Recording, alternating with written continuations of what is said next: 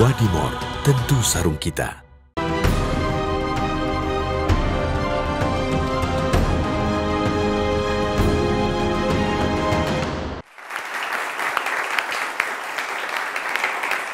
Selamat malam pemirsa, apa kabar Anda? Saya Dwi Anggia kembali hadir di Dua Sisi malam hari ini untuk menemani Anda semua. Dan juga selamat malam untuk teman-teman adik-adik mahasiswa yang sudah hadir di studio. Boleh tepuk tangannya sekali lagi. Terima kasih.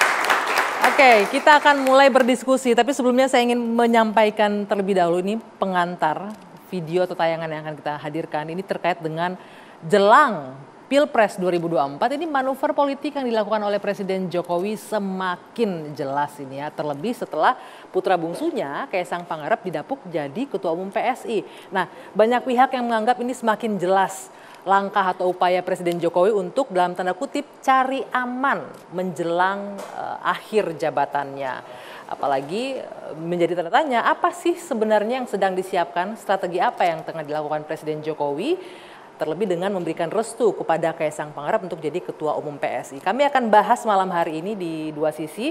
Sudah hadir sejumlah narasumber bersama saya. Dari ujung sebelah sana ada Prof. Lely Aryani, pakar komunikasi politik UNAS. Selamat malam, Prof. Selamat malam, Anggi, Bang Panda, Bang Rai, Bang Dodi. Ya. Ada nih Bro Dedek Prayudi. Waalaikumsalam. Ya. Selamat malam, terima kasih sudah diundang, Bang Anggi. Ya, dari PSI dan juga ini politisi senior PD Perjuangan, Bang Panda Nababan. Selamat malam. Di sebelah sana ada Bung Ray Rangkuti, pengamat politik. Selamat malam. Malam. Oke, Bapak Ibu, kita akan bahas apa sih sebenarnya yang disiapkan, manuver apa yang sedang dilakukan Presiden Jokowi dengan mendekati Pilpres 2024 ini. Kita akan bahas sesaat lagi.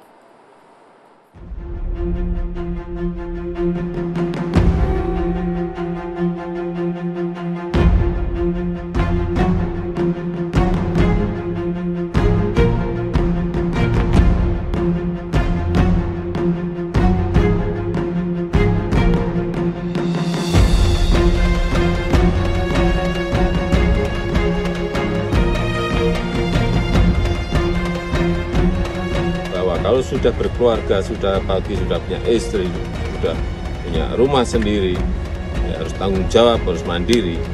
Apa yang sudah diputuskan pasti sudah dihitung, baik buruknya dihitung risiko. Ya, minta doa restu orang tua ya, saya restui.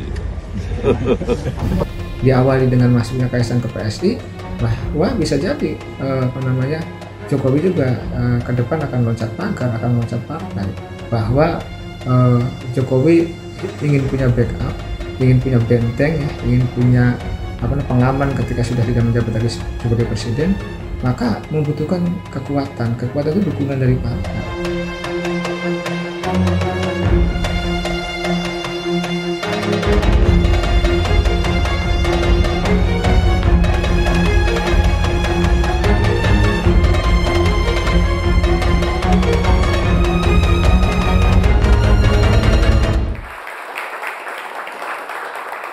Jadi judulnya di Dua Sisi malam hari ini adalah Di Balik Politik Tebar Telur ala Presiden Jokowi. Nah, saya akan langsung ke dua pengamat terlebih dahulu nih, Bung Ray Rangkuti.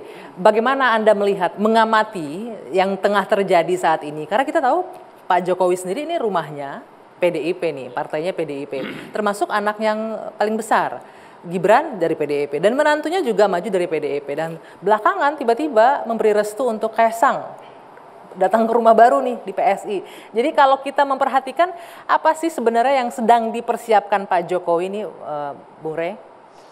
Pertama mungkin harus kita perjelas dulu. Ini Pak Jokowi sedang melakukan konsolidasi atau sedang yang terjadi sebetulnya kompetisi gitu. Kompetisi? Antar keluarga. Oke. Di dalam keluarganya terjadi kompetisi juga gitu loh kira-kira tuh. Bisa mungkin seperti itu kalau kita bicara politik berarti sangat ya? mungkin. Oke. Ya, Gibran dengan Kaisang bisa saja kompetisi. Ada juga menantu di sebelah sana kan gitu.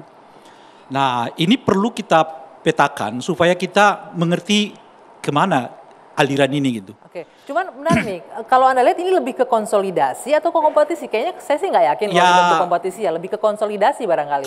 Saya justru melihatnya kalau ini konsolidasi, dalam bacaan saya ini agak keliru gitu. Kenapa? Karena pertama, begitu beliau Kaisang didorong masuk ke PSI, itu taruhlah misalnya PSI dapat 4-5%, taruh gitu. Apa cukup kuat membackup-nya nanti di parlemen? Sementara yang ia kalahkan itu adalah partai politiknya sendiri yang punya potensi adalah partai terbesar di DPR gitu. Anda mau mengatakan itu konsolidasi ya jelas enggak kan? Lebih ke bunuh diri kalau begitu iya, ya? maksud saya mungkin, gitu. berarti. Karena bagaimanapun akan ada luka kan. Nanti Bang Panda lah bisa menjelaskan itu. Karena suasana yang terbangun saat ini kan seperti head to head gitu.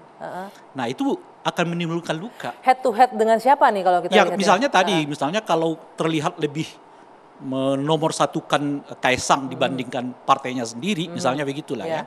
Itu kan akan ada luka di partai lamanya. Oke, jadi ini Gitu. boleh bisa disebut ini sebagai bentuk konfrontatif Jokowi dengan PDIP. Saya kira kalau kita lihat beberapa kali ya, misalnya reaksi PDI Perjuangan yang terlihat sekarang ini nggak terlalu katakanlah misalnya mengidentifikasi dirinya bagian dari Pak Jokowi, itu menandakan memang mereka juga sedang berpikir ya menurut saya PDI-nya apakah harus terus-menerus tergantung pada wibawa Pak Jokowi atau tidak gitu. Nah Pada saat yang bersamaan ketika Pak Prabowo terus-menerus mengidentifikasi dirinya dan mengasosiasikan dirinya dengan Pak Jokowi, ternyata mulai stagnan, elektabilitasnya di angka 30-35%. Artinya kemampuan daya pikat Pak Jokowi ke Pak Prabowo itu berhentinya kayaknya di angka 35% gitu.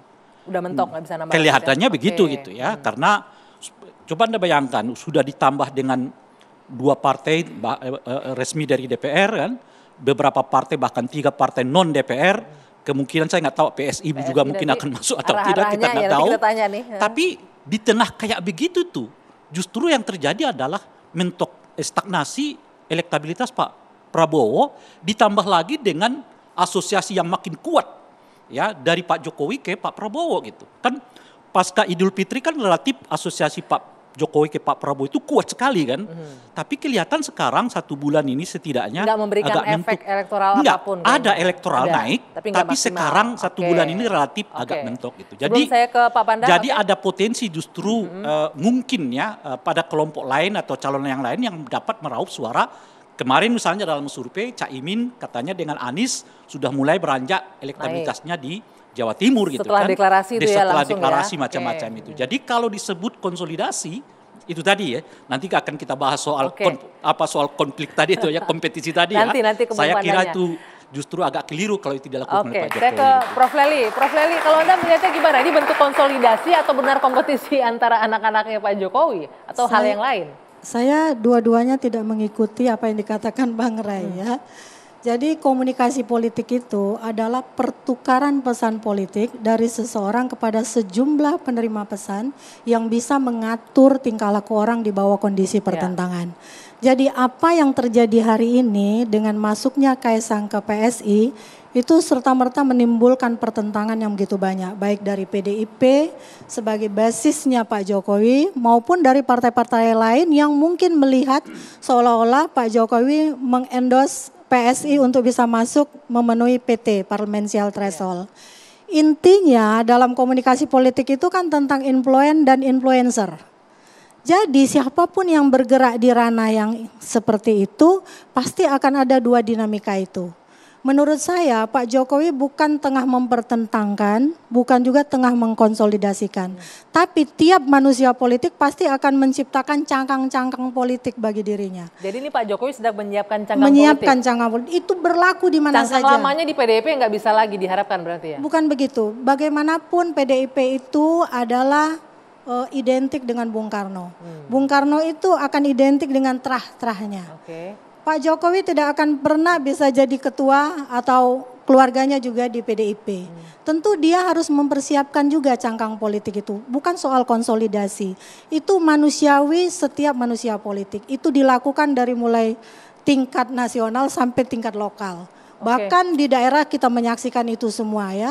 Orang-orang yang kita tidak pernah tahu tiba-tiba anaknya, cucunya bahkan sudah menjadi ketua partai tertentu. Padahal entah kapan dia masuk partai itu. Artinya sudah didahului dulu di daerah ini yang terjadi. Nah dinamika bagaimana orang-orang mempersiapkan cangkang politik tentu dalam posisi bagaimana dia membangun terah politiknya bukan dinasti. Kalau dinasti itu kan bisa langsung terjadi karena dia adalah penguasa.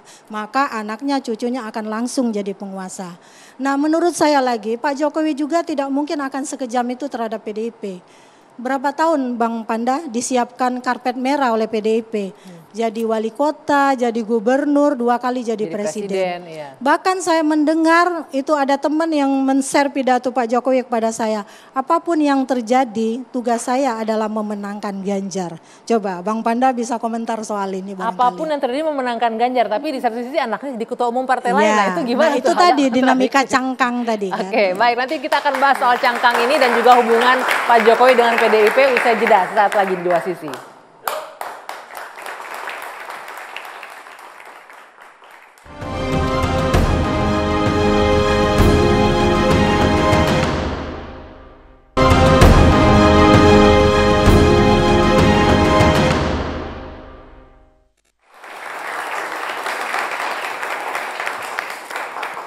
Ya, sebelum kita lanjutkan diskusi, Bapak Ibu, kita akan tampilkan ini pertanyaan yang sudah muncul dari pemirsa TV One yang sudah sempat kami rekam sebelumnya. Silakan kita saksikan dulu.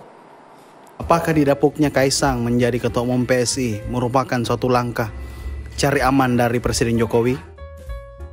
Kalau melihat polemik ini, aku ingin bertanya ya, apakah ada niat Jokowi setelah jadi presiden pindah ke partai PSI? Dan ada nggak agenda khusus dia di balik pemilu 2024 ini karena menerjunkan Kaisang ke PSI? Ini sebenarnya yang bisa menjawab ya Pak Jokowi sendiri ya, tapi mungkin nanti PSI bisa bantu jawab. Pak Jokowi udah mulai nitip-nitip nggak nanti kalau saya udah nggak jadi presiden saya gabung di PSI jadi ketua umum atau ketua dewan pembina gitu. Ya ini dari tadi saya lihat diskusinya dan pertanyaannya, terutama pertanyaannya ini adalah pertanyaan what if gitu. What if Kaisang betul-betul adalah titipan dari Pak Jokowi gitu. Itu persepsinya. Ini aja, ya enggak ini aja sebenarnya sesuatu yang sampai sekarang kita nggak bisa buktikan apa-apa. Memang betul bahwa Mas Kaisang itu anak Pak Jokowi.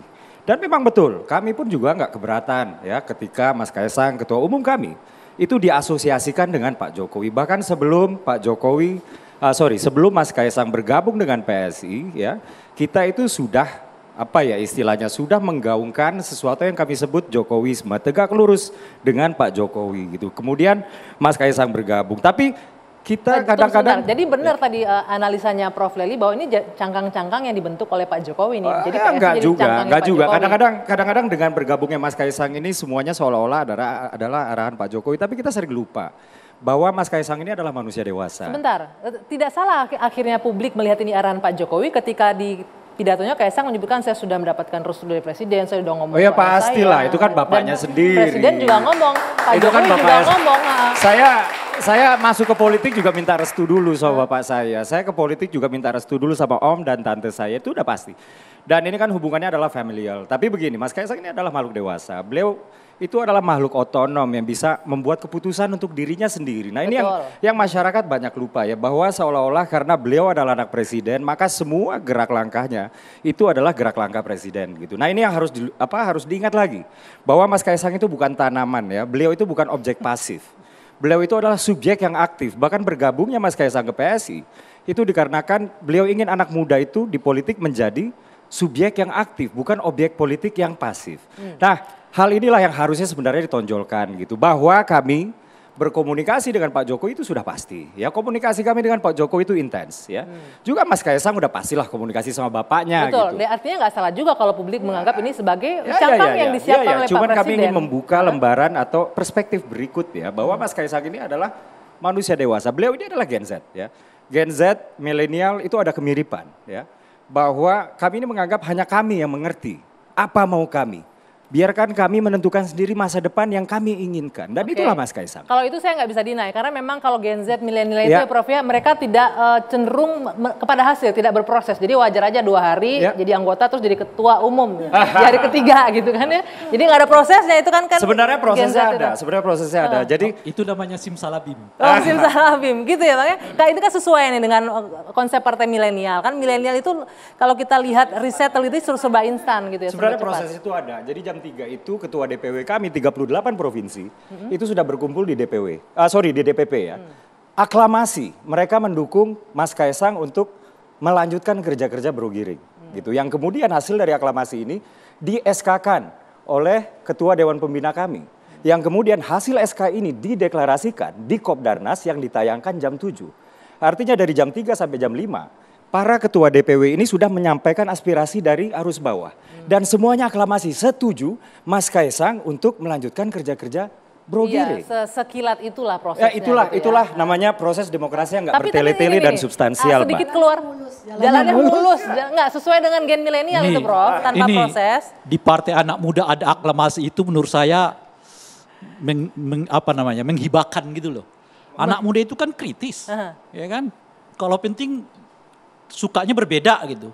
Tiba-tiba ada aklamasi di Partai Anak Muda, bagi saya itu menghibahkan. Soalnya anak presiden kali Bang, gitu. Nah, jadi saya sebut aklamasi, ya. Kalau memang ada DPW yang nggak setuju, pasti besok beritanya udah naik. Nyatanya memang sebuah DPW setuju. Dan inilah proses demokrasi yang nggak bertele-tele dan nggak birokratis. Bro Dede, ini saya pengen nanya, penasaran. Itu yang dari dalam PSI itu gimana rasanya? Yang udah berdarah-darah dari bawah, tiba-tiba ketua umum. Loh, ini adalah suntikan darah segar yang bagus. Kami nggak bisa bohong ya. Dengan masuknya Mas Kaisang, ada insentif elektoral. Kami nggak bisa bohong. Pada saat Mas Kaisang deklarasi misalnya ya, itu yang tercatat ada 137 organ relawan Jokowi. Yang datang 200 organ relawan Jokowi. Jadi terjawab ini ya. Yang datang ke deklarasi. Jadi begini Mbak Agi, kami nggak bisa bohong. Ya, bahwa ada suntikan elektoral yang bagus dengan bergabungnya Mas Kaisang. Tapi kalau kami dibilang mengkhianati proses demokrasi, ini adalah keliru total. Justru inilah proses demokrasi yang substansial dan nggak bertele-tele. Sebentar, demokrasinya itu di mana? 2 hari jadi anggota terus jadi ketua. Sangat demokratis. Ntar dulu, yang sebenarnya dan menarik, keterangan itu lengkap. Artinya kenapa jagoan-jagoan PSI itu keluar. Seperti Guntur, Tamara, Rian. Itu ikonnya PSI. Rupanya memang mempersiapkan Kaisang mau masuk. Gitu loh. Ketua fraksinya itu juga keluar. Pindah ke PAN. Itu lengkap ceritanya gitu loh. Jadi jangan cerita. Kenapa kalau sebagai politisi senior Bang Panda melihatnya kenapa? Ya lucu aja. Lucu-lucu aja. Artinya dia orang itu yang membesarkan PSI, orang itu yang ikonnya PSI. Ada apa dalam waktu yang relatif singkat? Oh, rupanya karena Kaisang masuk. Oh, kira-kira begitulah. Nggak usah ditanggapi. Itu nggak. Kita kembali lagi ke tema kita ini ya. Soal artinya Bang Panda mau mengatakan orang-orang ini dia punya feeling bahwa partai ini akan tanda kutip diserahkan kepada Kaisang. Kira-kira begitulah. Oh, sudah ada. Mungkin begitu. Boleh saya ini ya. Diserahkan? Ya, enggak. Jadi enggak, kalau diserahkan ini menarik nih. Iya, diserahkan dalam tanda kutip cangkangnya Pak Jokowi ini jadi nyambung nih. Benar begitu PSI? Enggak ada hubungannya, people come and go. Maksudnya ada yang keluar, ada yang masuk. Dan yang masuk juga bukan cuma Mas Kaisang. Beberapa bulan sebelum Mas Kaisang itu masuk, ada juga yang masuk itu adalah misalnya pengacaranya Eliezer ya. Juga seorang. Tapi nggak bisa jadi ketua umum langsung gitu ya? Karena dia nggak ada suara dari bawah, dukungan dari bawah. Yang kedua adalah seorang doktor dari Belgia, ahli ilmu pertanian. Nah cuma kan yang kayak gini-gini kan biasanya nggak tersorot. Nah ini Mas Kaisang ini tersorot memang. Dia ada ya ibaratnya bright side dan juga ada dark side-nya. Bright side-nya adalah kami mendapatkan insentif elektoral dan kami tahu ya. Tapi dark side-nya proses 2 hari ya untuk kami mengeruk aspirasi dari bawah ini seolah-olah dianggap nggak ada hanya karena Mas Kaisang ini anak presiden. Justru saya agak kasihan sama Mas Kaisang. Hanya karena beliau adalah anak presiden. Sehingga apa yang telah dicapainya, apa yang menjadi kebaikan-kebaikan dari Mas Kaisang itu terpilih loh 40 anak muda paling berpengaruh versi Fortune. Bahkan beliau itu peringkat 15. Tapi siapa yang lihat ini? Orang melihatnya beliau anak presiden. Enggak, pertanyaannya kalau bukan Kaisang yang masuk, apakah bisa misalnya Dede Uki baru masuk jadi ketua umum nggak tuh? Semuanya bisa saja asalkan arus bawah menginginkan itu. Jadi begini ya. Kalau saya lihat menjadi ketua partai saat ini, masa ini, dia mesti punya uang banyak. Oh gitu? Omong kosong, nggak punya. Maksudnya Bang Panda nih Kaisang uangnya banyak berarti? Harus punya uang banyak membiayai organisasi ini. Oke? Saya pengalaman dengan Zainuddin MZ, ketua PBR. Dia teman akrab saya, dia cerita ke saya. Saya nggak sangka rupanya partai ini butuh uang banyak. Selama ini dia yang dapat duit. Ya kan? Aku ke daerah, aku harus keluar dana, aduh Kiai, kalau tahu begitu tinggalkanlah itu partai. Nggak cocok itu. Artinya pengakuan dia bahwa mengeluarkan dana itu tidak bisa dihindari. Gitu loh. Nah, artinya maksud aku memimpin partai itu tidak semudah seperti cerita teori-teori yang apa tadi. Ada pakem-pakem yang tidak bisa dihindari. Sama dengan Jan Farid. Kenapa Bang Rey? Kalau di Indonesia iya. Sama dengan Jan Farid, teman saya, mimpin P3. Dia cerita sama saya pengeluaran-pengeluaran dia yang begitu besar. Terus saya bilang ke dia, memang you pedagang, ngapain kau ikut di politik, gitu loh. Ini testimoni-testimoni yang mereka memimpin partai tidak bisa terhindar. Nah, Bang Panda, artinya bisa jadi Kaisang jadi ketua umum partai, mungkin memang amunisinya udah kuat, kali pundi-pundi keuangan. Ini juga harus terbuka, apa iya? Itulah. PSI lah yang tahu nanti jadi, ya. Sebetulnya enggak juga. Sebenarnya tanpa Kaisang pun, tanpa Mas Kaisang ya. Apalagi tanpa sebelum Mas Kaisang ini kita angkat menjadi ketua umum. Sebenarnya PSI juga sudah running dengan baik. Artinya PSI itu sudah meninggalkan cara-cara lama ya, di mana misalnya anggota DPR RI itu ditarikin gajinya sekian persen, di PSI nggak ada itu. Cara-cara lama misalnya ketua umum adalah orang yang dompetnya paling diboncosin. Di PSI udah kita tinggalin cara-cara begitu. Di PSI ini kita pakai cara crowdfunding. Di PSI kita pakai cara fundraising misalnya ya. Dan itu sudah kita lakukan sejak 2018. Dan beginilah caranya supaya partai politik itu betul-betul menjadi milik publik. Yang kita sampaikan ini nggak perlu ditanggapi. Gitu loh. Sebentar. Nggak perlu. Bang Panda, yang bukan saya cuma kasih tahu ada pengalaman Zainuddin MZ. Ada pengalaman ini catatan-catatan aja. Mudah-mudahan tidak dialami oleh ketua umum PSI nanti begitu kan. Cuman ya. juga ada pengalaman dari Barack Obama loh. Tim beliau itu masuk ke stasiun-stasiun MRT buat fundraising. Dan inilah cara politik pembiayaan partai politik yang modern. Nggak selamanya kita ngambil uang dari DPR, mendesak anggota DPR untuk masuk jadi ke sebenarnya kalau makin jauh kita bicarakan kita balik lagi. Bukan makin banyak yang aneh-aneh. Ya, saya balik lagi. Nanti saya mau mereka nanya ke Bang yang Panda. paling berjasa membesarkan PSI menjadi ikon daripada PSI kok keluar. Tapi udah nggak usah ditanggapi lah. Kita balik lagi ke tema kita nih, Bang Panda. Kalau tadi Bang Rey bilang ini ada seperti bukan konsolidasi, tapi lebih ke persaingan di dalam keluarga, kompetisi di keluarga. Tapi juga jadi tanda tanya nih, PDIP itu kan rumahnya Pak Jokowi. Sekarang anak bungsunya jadi ketua umum partai lain. Bagaimana PDIP melihat ini? Tapi nanti dijawab. Kita jeda dulu sejenak. Dua Sisi kembali saat lagi.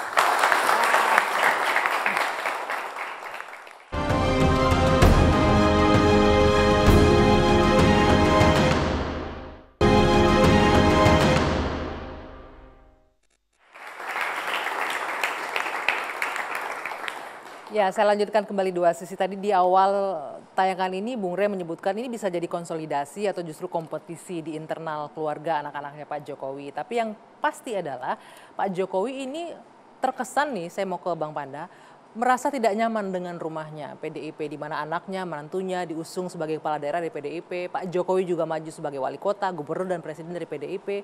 Tapi sekarang kondisinya apa benar nih? Pak Jokowi udah ngerasa nggak nyaman, sampai-sampai juga akhirnya ya bisa aja merestui anaknya jadi ketua umum partai lain gitu, yang disebut Prof. Leli tadi sebagai cangkang-cangkang yang disiapkan oleh Pak Jokowi. Boleh digunakan mic-nya, Bang Panda. Jadi yang pasti menurut saya yang kebetulan baik Jokowi maupun Mbak Mega saya kenal cukup bukan main, nggak ada itu. Nggak ada artinya apanya? Kecewa Jokowi kepada ini.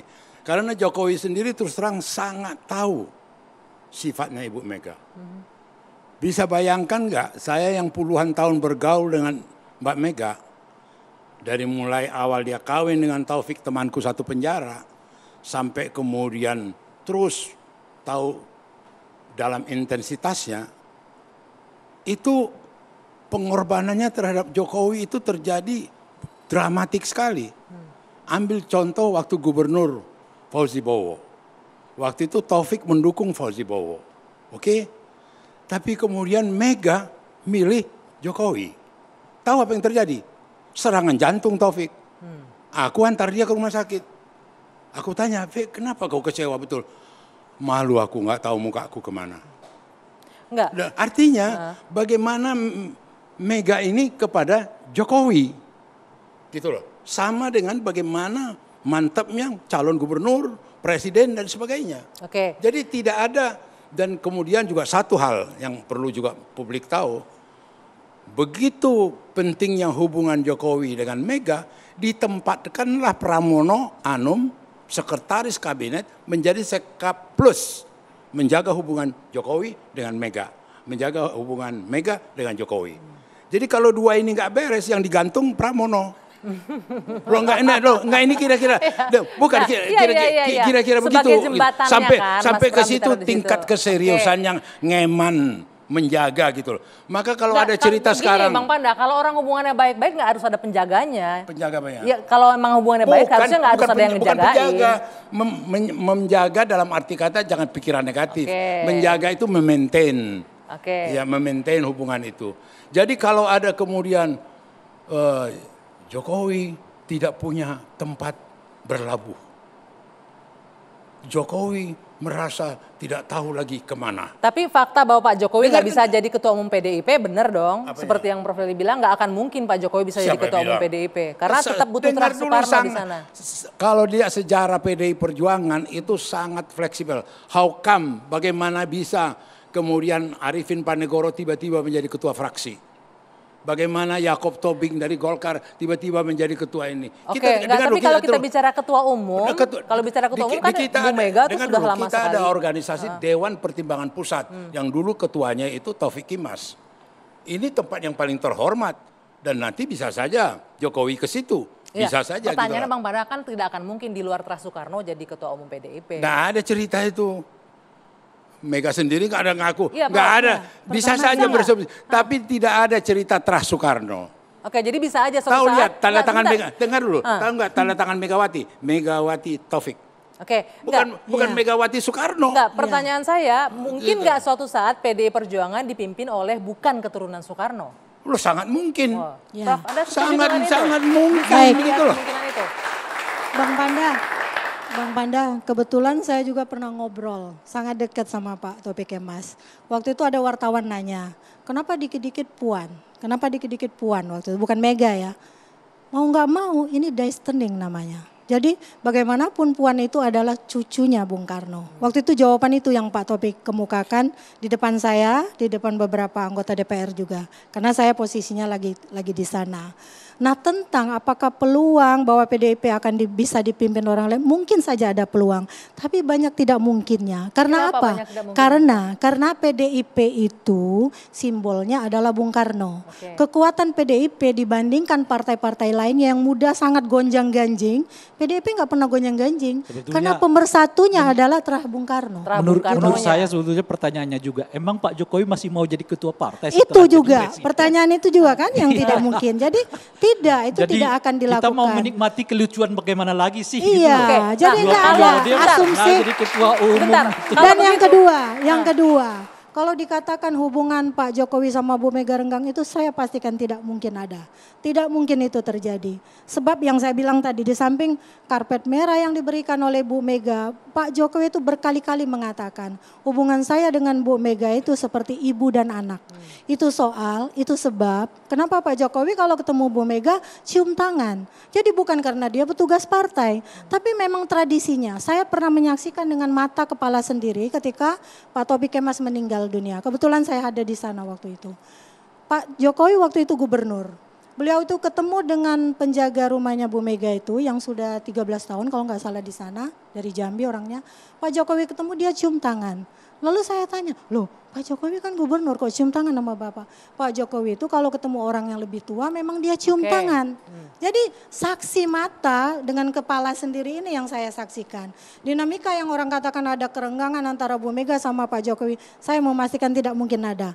Maaf Anggi, saya udah 12 tahun jadi narsum di TV One, hampir semua analisis saya tidak pernah meleset. Gitu ya? Iya. Artinya kalau sekarang banyak persepsi bahwa dukungan Pak Jokowi ini nggak ansih ke Ganjar, masih ada ke Pak Prabowo-nya sedikit, itu bagaimana menjawabnya? Dengar udah salah ini. Jokowi sudah ngomong kita akan dukung Ganjar. Itu di depan publik ribuan. Iya. Tugas menangkan Ganjar, menangkan calon. Udah jelas. Apalagi? Nah, kalau menangkan Ganjar terus anaknya jadi ketua umum PSI, partai lain tuh gimana? Ya boleh-boleh aja. Gak apa-apa. Nah PSI dengar dulu, Kaisang dengar dulu. Kaisang sendiri bukan anggota PDI Perjuangan. Oke. Tapi sebentar, nah ini menarik nih, sebentar. Kita baru bersedih terharu dia PDI Perjuangan terus masuk ke PSI. Wah. Oke, sebentar ini berkaitan belum menjadi anggota dia. partai apapun Ya, ini kan sebenarnya apa yang dikatakan oleh Prof. Lely dan Opung Panda, ini dengan sendirinya mengkonfirmasi tadi apa yang saya bilang bahwa Mas Kaisang ini bukan titipan-titipan. Bahwa Mas Kaisang berkomunikasi dengan bapaknya, ya iyalah anak dengan bapak. Ya, bahwa kami juga berkomunikasi, sering meminta advice, yaitu karena kami partai anak muda yang meminta nasihat-nasihat dari seorang negarawan, Pak Jokowi.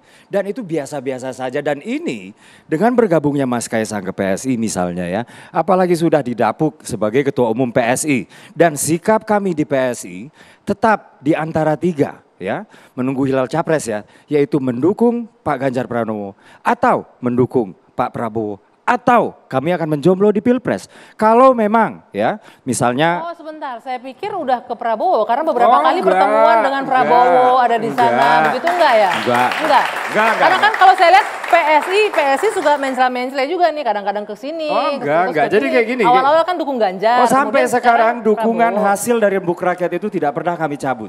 Tapi kami ini partai politik. Partai politik itu nggak kayak relawan yang setelah deklarasi dukungan lalu selesai. Partai politik itu setelah mendukung lalu mengusung, ya. Dan mengusung ini artinya berkoalisi dengan partai lain. Berkoalisi dengan partai lain ini artinya ada komunikasi, ada kenyamanan, ada hubungan personal maupun organisasional antara partai-partai tersebut, ya. Dan kami harus akuin memang ada semacam kekakuan komunikasi antara PSI dengan PDIP, dan itu adalah sesuatu yang kami akui, ya. Along the way, ketika ada. Aku protes itu kekakuan, kapan berkomunikasi? Nah ya itu, maksudnya di situ Bang Panda. Udah jangan terlampau GR lah. Enggak ada. Bang Panda sendiri sudah membuktikan apa yang saya katakan artinya baik-baik saja hubungan PDIP. Baik-baik. Jadi sebentar ya, mohon maaf, jangan dipikir kemudian Kaisang masuk ke PSI menjadi rame lah di DPP PDI, dibahas lah itu. Itu maksud saya Bang Opung Panda. Enggak, kerasa maaf kata ya, enggak ada itu diomongin dari Bu Mega sendiri juga. Tidak ada. Enggak sepenting itu. Enggak segenting itu gitu loh. Oh, jadi Kaisang PSI udahlah bukan hal itu besar hak gitu. dia. Mbak Anggi saya lanjutkan ya. Dengar dulu Sebentar, Bung Dede. bahwa kemudian kami sebagai partai yang mempunyai ratusan ribu anak muda di Taruna Merah Putih itu tidak kalah dengan yang ada satu partai mengandalkan anak-anak muda. Tidak kalah. Banteng muda juga kita. BMI gitu loh. Jadi enggak boleh, kalau saya tangkap nih Bang Panda dari omongan Bang Panda. Bukan, jangan kemudian kami anak muda. Anak muda apa? Nenek-nenek. Taruna Merah Putih juga anak muda. Jangan-jangan jumlahnya. Enggak, sebentar. Artinya Bang Panda mau menyebut bahwa ya PSI nggak sepenting itulah. Kok kita pusing Kaisang ke PSI gitu loh. Enggak gitu. juga. Nggak gitu. Kita hormati, kita hargai. Tapi ya tahu diri. Tahu diri gitu aja. Tahu dirinya kenapa? Apanya? Tahu dirinya kenapa nih? Ya dari cara ngomongnya itu tadi. Ya kita bagaimanapun konsultasi lah. Atau apa. Bukan. Jadi memang kekakuan komunikasi ini membuat kami agak berjarak, dan itu harus diakui lah, itu harus diakuin. Dan at the same time, kekakuan komunikasi ini artinya komunikasinya memang nggak lancar, dan itu membuat kami berjarak. Dan at the same time, sebentar, Pak Prabowo dengan Gerindra kemudian datang ke kantor kami. Sangat hangat sekali. Sangat hangat sekali, humble, dan tentu saja ketika ada orang yang menghormati kami kan nggak mungkin nggak menunjukkan mutual respect. Jadi nggak ngerasa dihormatin oleh PDIP nih? Bukan itu, saya sedang mengatakan Pak Prabowo dengan Gerindra menghormati kami. Juga partai-partai koalisinya mengundang kami ke sebuah acara. Dan kami menunjukkan respect kembali dengan menghadiri acara tersebut. Saya aku yakin kalau kami diundang oleh Mas Ganjar atau koalisinya, kami tetap datang juga. Sampai sekarang belum ada undangan? Nggak ada undangannya sama sekali. Nggak ada undangan. Bung Rey gimana ini? Benar nggak sebenarnya? Cinta bertepuk sebelah tangan ternyata. Cinta bertepuk sebelah tangan. Yang di sini ngarep nih Bang Panda. Diundang dong, bilang ke Mas Ganjar ya. Ya. Bilang ke Mas Ganjar. Saya mau lanjutkan yang saya sebut itu tadi gitu. Bagaimana kita bisa melihat bahwa yang terjadi sebetulnya konsolidasi atau kompetisi gitu. Menurut saya begini, kalau pada akhirnya kemudian pilihan PSI tentu di bawah Kaisang berlabuh ke Pak Prabowo, kita bisa mengatakan yang terjadi di antara keluarga ini adalah persaingan, kompetisi ya. Karena satunya di PDI, yang lainnya adalah di PSI. Saya tidak terlalu yakin betul Pak Jokowi mau memilih PSI sebagai katakanlah pelabuhannya pasca 2024. Hatta kalaupun PSI lolos parliamentary threshold 4%, PSI itu jadi partai apa di komunitas partai-partai besar ini gitu loh kira-kira. Oke. Kalau apalagi kemudian misalnya taruhlah misalnya yang menjadi tanda kutip saingan PSI yang menang di dalam Pilpres. Oke. Jadi Pak Jokowi jadi apa? Jadi kalau jauh tetap anggapan, lebih aman bergabung dengan partai-partai besar. Bahkan ketika kau tidak jadi apa-apa pun di situ, Anda adalah tetap bagian dari dirinya. Yang harus tetap dijaga oleh mereka gitu. Itu yang pertama. Tapi kalau pada ujungnya kemudian PSI bergabung dengan katakanlah koalisinya PDI dalam hal ini Pak Ganjar, yang terjadi adalah konsolidasi. Itu artinya keluarga ini memang menabur banyak orang ke banyak tempat untuk menarik mereka ke dalam satu pusaran kekuasaan bersama dengan Ganjar Pranowo. Alias ya kita mau mengatakan PDI nanti akan mengklaim Kaisang ke PSI itu adalah bagian dari keluarga besar PDI yang kita beri kesempatan untuk menjadi ketua umum di tempat lain. Di pengkaderan di tempat yang lain. Kira-kira begitu. Ini menarik ya, ujung-ujungnya konsolidasi. Lalu benarkah demikian? Masih akan kita lanjutkan diskusi ini usai jeda saat lagi di Dua Sisi. Tetaplah bersama kami.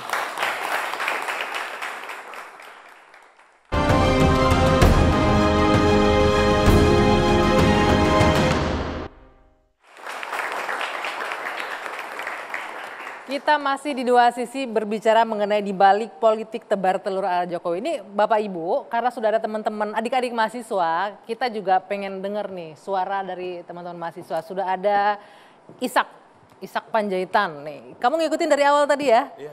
Ada yang ingin disampaikan atau yang ditanyakan? Boleh berdiri? Kalau dari saya sendiri untuk bapak-bapak dan abang-abang, ibu-ibu, yang perlu saya pertanyakan itu dan saya ingin bertanya dan ingin berkomentar juga.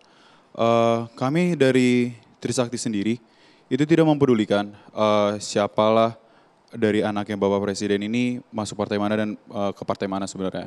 Tapi yang perlu ditekankan itu adalah mengapa dari Pak Presiden ini sendiri untuk di akhir pada masa jabatan itu tidak memfokuskan pada dengan janji-janjinya itu dia. Malah mengumbar-umbarkan soal mendorong atau mempromosikan siapa yang seharusnya menjadi presiden seperti itu. Itu dia. Mengesampingkan juga masalah Pak Presiden ini menebar cangkang telurnya itu dan kemana-mana seperti itu dia. Jadi yang perlu dipertanyakan itu adalah etika politik Bapak Presiden kami itu bagaimana.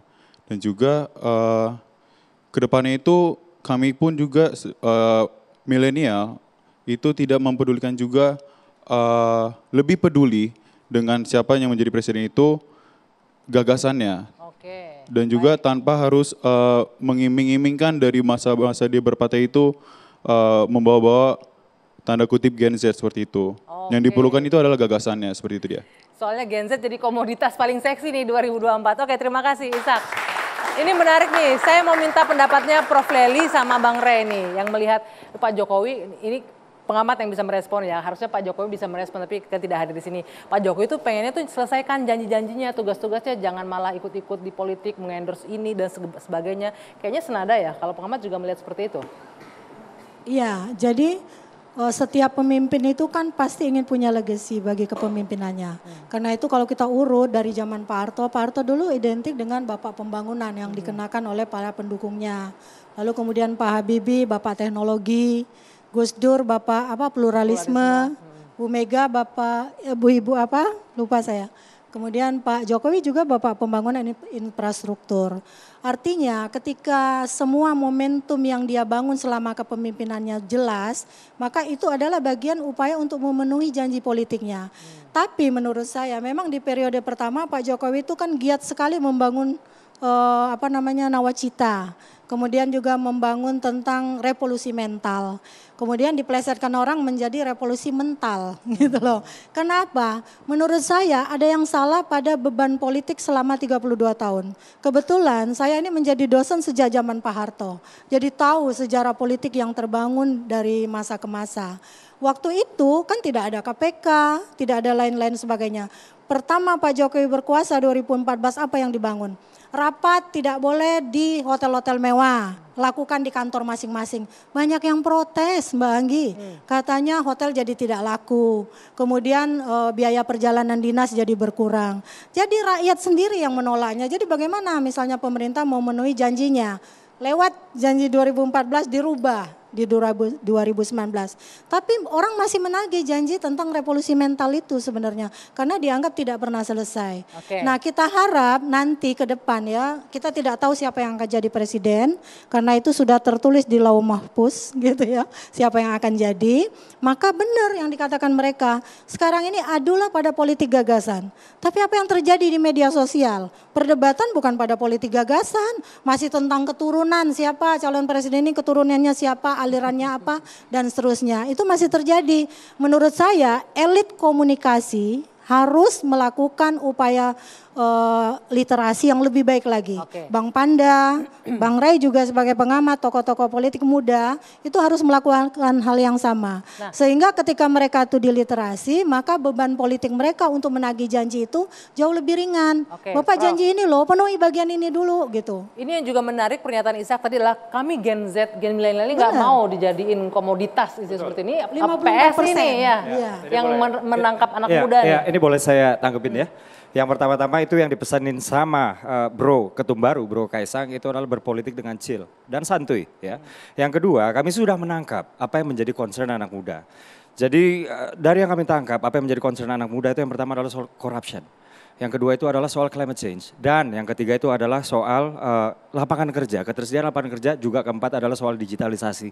Dan hal-hal inilah yang sekarang ini sedang kami sosialisasikan dengan bahasa-bahasa anak muda. Terutama dengan masuknya Mas Kaisang. Ini tentu otak-otak kreatif yang menjadi perangkat Mas Kaisang selama ini ya. Itu bisa masuk ke dalam bagaimana cara kami berkomunikasi. Tapi satu hal ya, pada saat Mas Kaisang masuk, instruksi pertamanya itu adalah jangan berpolitik konfrontatif. Kalau kita dikritik, ya kita salah minta maaf aja. Santun aja, santuy, chill aja.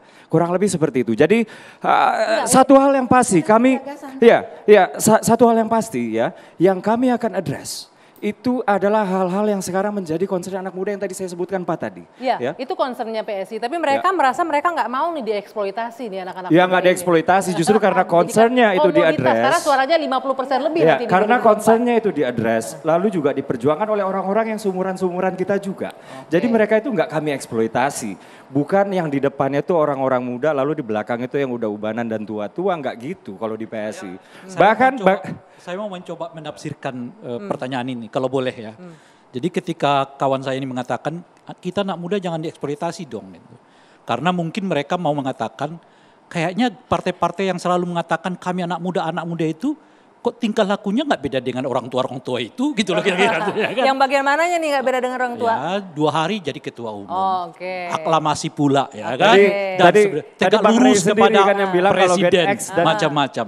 Jadi gimana anak mudanya? Tapi kemana-mana kok bicaranya anak muda. Anak muda nggak begitu dong. Kan kita ingin anak muda yang lebih mandiri, yang lebih kritis, yang lebih bisa bersikap. Kan kira-kira gitu. Itu nggak tergambar di PSI emangnya? Ya saya nggak tahu. Kan saya mengatakan masa ada pemilihannya cuma 2 hari jadi ketua umum. Ya kan? Emang itu terobosan. Apakah itu terobosan atau kembali ke masa lalu? Tapi nggak bisa juga Bang Ray. Dan sebagainya. Bang Ray. Kira-kira begitu mungkin. Kalau saya tafsirkan ya. Yang mengatakan dia. Itu kayaknya nggak mencirikan anak muda deh. Tidak ada yang protes katanya DPD. Nggak ada. Di PSI itu semuanya. Di PSI itu semuanya serba egaliter Bang Ray. Bahkan saya dengan ketua umum itu bisa celah-celahan, bahasa kekiniannya celah-celahan ya. Iyalah, mana berani yang protes mau anak presiden. Kemarin saya foto ya dengan Mas Kaisang. Pertama kali kita rapat koordinasi antara ketua umum baru dengan pengurus DPP. Itu yang motretin adalah mantan ketua umum yang sekarang udah jadi anggota Dewan Pembina kami. Di PSI itu kayak gitu biasa, jadi aspirasi di PSI. Itu bergeraknya dari bawah ke atas loh. Samara Mas De, Samara itu keluar dari PSI tahun Samara keluar dari PSI itu tahun 2021. Jadi yang tadi dikatakan Opung Panda juga nggak tepat bahwa Samara keluar itu karena ada grand design yang beliau ketahui bahwa Kaisang akan masuk. Aku ngomong itu. Yang aku ngomong ada tokoh-tokoh ikon daripada apa keluar. Ya kan? Itu aja. Nggak usah ditanggapi lah. Dan satu hal lagi Opung Panda. Sebelum habis ini saya mau menampilkan ini dulu, Bung Dede sebentar ada polling hari ini kita juga lakukan di sosial media. Kita baca sebentar ya sebelum kita akhiri.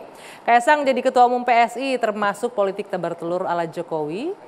Ini yang setuju 80%, tidak setuju 10%, yang netral 10%. Nah, kurang lebih inilah yang ada persepsi di publik terkait dengan manuver politik yang terjadi belakangan ini. Ini kan kita nggak bisa setuju dan tidak, tapi kan bebas ya persepsi Politik itu ya. itu memang persepsi. Tapi saya pikir yang paling penting malam ini di-clearkan dulu supaya tidak terulang-ulang lagi seakan-akan ada antara Jokowi dengan Mega. Ada kemudian ngambek, kemudian sakit hati, kemudian nggak yang begini-begini dikembang-kembangkan terus terang tidak sehat gitu loh. Baik. Terjadi kasihan juga ini orang tua yang dua nih. Itu kembali lagi Bapak Panda, persepsi publik yang akan menilainya. Batasnya waktu kita sudah habis Bang Panda, sayang sekali terbatas waktunya. Saya harus akhiri karena udah dipanggil, durasi habis. Diakhiri juga menyalahgunakan itu. Saya Dwi Anggia, saya tutup Dua Sisi malam hari ini. Kita jumpa lagi pekan depan. Sampai jumpa.